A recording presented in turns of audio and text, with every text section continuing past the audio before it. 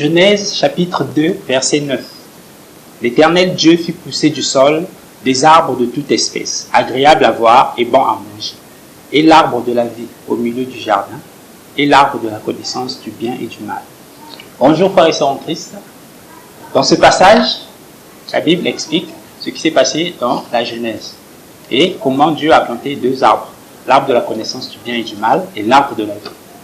Malheureusement, nombreux ont été trompés, nombreux ont été détournés du vrai chemin de la véritable parole de Dieu et on leur a fait croire que l'arbre de la connaissance du bien et du mal, c'est Satan et que l'arbre de vie, c'est Jésus-Christ. Donc ici, dans cette vidéo, nous allons parler de l'arbre de vie. Nous allons examiner ce que les passages disent à propos de cet arbre de vie pour comprendre si l'arbre de vie, c'était réellement Jésus-Christ ou si cet arbre de vie, c'était un arbre naturel. Avant cela, je tiens à vous rappeler de ne pas être des serviteurs des hommes qui ne veulent pas que vous puissiez méditer sur la parole de Dieu, mais d'être des serviteurs de Dieu. La révélation ne descend pas du ciel, littéralement parlant, mais la révélation vient avec l'application que nous avons en nous intéressant à la parole de Dieu, en méditant la parole de Dieu. Voilà pourquoi Dieu dit à Josué, Josué 1:8, que ce livre de la loi ne s'éloigne point de ta bouche. Médite-le jour et nuit.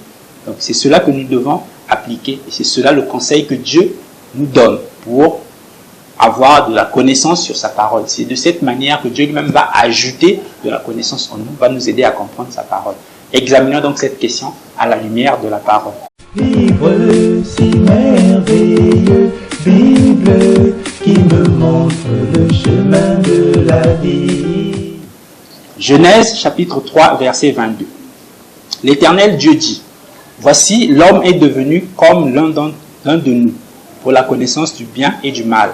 Empêchons-le maintenant d'avancer sa main, de prendre de l'arbre de vie, d'en manger et de vivre éternellement. Ici, la question simple et naturelle que soulève ce passage. Si je considère que l'arbre de vie, c'est Jésus-Christ. Or, ici, Dieu dit qu'il doit empêcher l'homme de prendre du fruit de cet arbre, d'en manger et de vivre éternellement. Donc, la question c'est celle-ci. Comment Adam, un simple être humain, allait forcer Jésus-Christ à lui donner la vie éternelle? Ça, la question semble ridicule, mais elle est simple et claire. Et elle démontre clairement que l'arbre dont on parle, ce n'est pas un arbre, une personne, un être, mais c'est plutôt un arbre naturel. C'est pour ça que Dieu est obligé de protéger cet arbre. Lisons le passage qui vient. Genèse chapitre 3, verset 24. C'est ainsi qu'il chassa Adam. Et il mit à l'orient du jardin d'Éden les chérubins qui agitent une épée flamboyante pour garder le chemin de l'arbre de vie. Donc ici, qu'est-ce qu'on voit? Dieu, pour empêcher Adam d'avoir accès à l'arbre de vie, il est obligé de mettre des chérubins avec une épée flamboyante. C'est ce chérubin avec son épée qui empêche Adam d'avoir accès à l'arbre de vie. Et donc, la question qui vient tout naturellement, si l'arbre de vie, c'est Jésus-Christ, Jésus-Christ a-t-il besoin d'être protégé par un chérubin?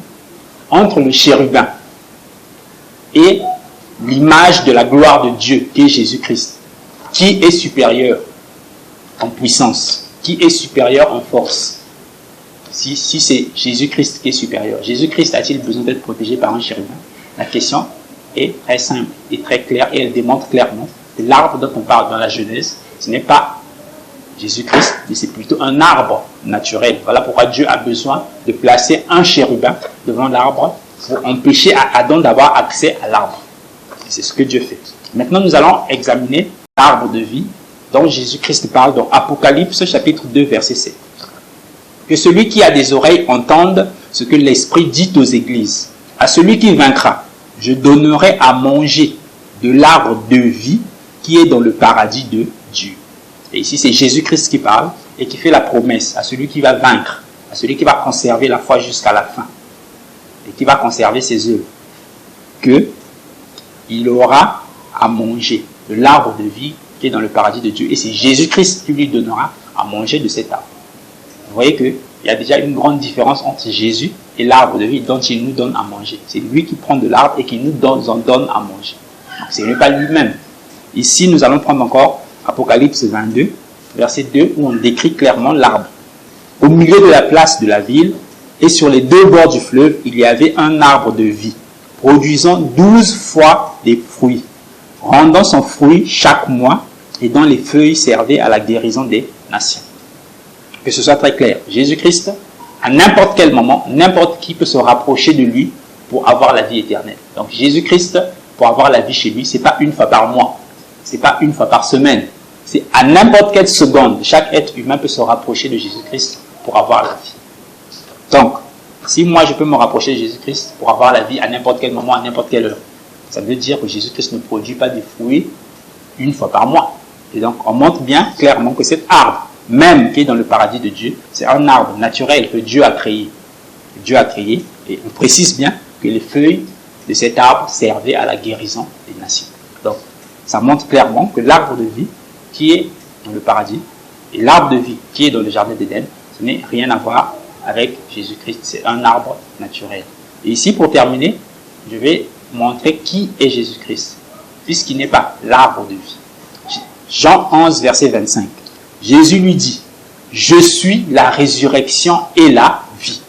Celui qui croit en moi vivra quand même il serait mort. » Donc Jésus-Christ lui dit nous-mêmes ici ce qu'il est. Jésus est la vie. Jésus-Christ n'est pas l'arbre de vie.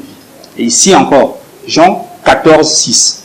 Jésus lui dit, « Je suis le chemin, la vérité et la vie. Nul ne vient au Père que par moi. » Et donc ici encore, Jésus nous précise clairement qui il est. Il est la vie. Il n'est pas l'arbre de vie. Donc, que Dieu vous éclaire et vous aide à sortir de ces faux enseignements qui vous ont été donnés par tromperie. Et surtout, examinez les prophéties. Examinez toutes choses à la lumière de la Bible. Et méditez la parole, surtout méditez la parole comme Dieu nous le recommande. Dans Josué 1, 8. Ne soyez pas des serviteurs des hommes qui veulent que vous acceptiez tout ce qu'eux ils sortent de leur tête, mais plutôt soyez des serviteurs de Dieu qui méditent sur tout ce qui leur est donné. Que Dieu vous bénisse, que Dieu vous éclaire.